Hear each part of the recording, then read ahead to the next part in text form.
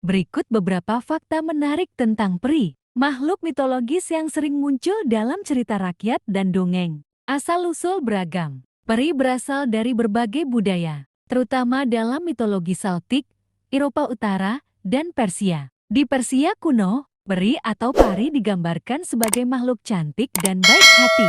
Berbeda dengan gambaran Eropa yang kadang usil, bukan selalu baik. Dalam cerita rakyat asli, peri sering digambarkan ambigu, bisa baik, bisa juga jahat. Banyak kisah Eropa menggambarkan mereka sebagai makhluk nakal atau bahkan berbahaya bagi manusia. Waktu favorit: senja dan fajar. Peri dipercaya lebih aktif di antara waktu transisi, seperti senja dan fajar, karena diyakini sebagai waktu antara dunia. Lingkaran jamur. Di alam, ada fenomena fairy rings, lingkaran jamur alami yang dalam cerita rakyat dikatakan sebagai tempat para peri menari. Masuk ke dalamnya bisa membawa seseorang ke dunia lain.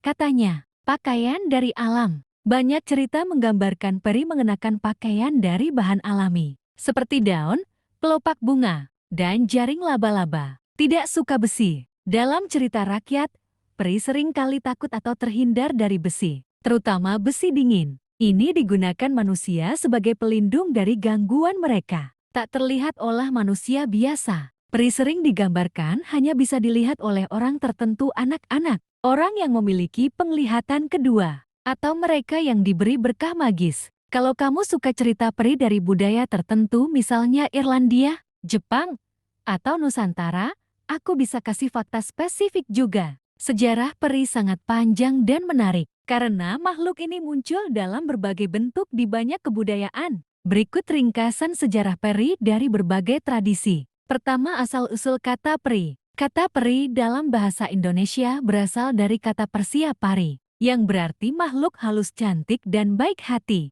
Di Eropa, kata fairy berasal dari bahasa Latin fatum, takdir, yang kemudian berkembang menjadi fairy dalam bahasa Prancis kuno. Kedua, peri dalam mitologi Persia zaman kuno. Dalam mitologi Persia, peri atau pari adalah makhluk cantik, bersayap, dan sering membantu manusia. Awalnya mereka dianggap netral atau bahkan jahat, tapi dalam perkembangan selanjutnya mereka lebih sering digambarkan sebagai baik dan penuh kasih. Ketiga, peri dalam cerita rakyat Eropa. Dalam mitologi Celtic dan Skotlandia, peri Fae atau Sibe adalah makhluk gaib yang tinggal di dunia tersembunyi, seringkali di balik bukit atau hutan. Mereka memiliki hierarki kerajaan, bahkan raja dan ratu, misalnya Queen Mab atau Titania. Banyak cerita rakyat memperingatkan manusia agar tidak mengganggu peri, karena mereka bisa menculik anak, menukar bayi changelings, atau membuat manusia tersesat. Keempat, abad pertengahan dan kristenisasi. Pada abad pertengahan, peri sering dianggap sebagai makhluk jahat atau bahkan setan oleh gereja karena berhubungan dengan dunia gaib dan penyihir.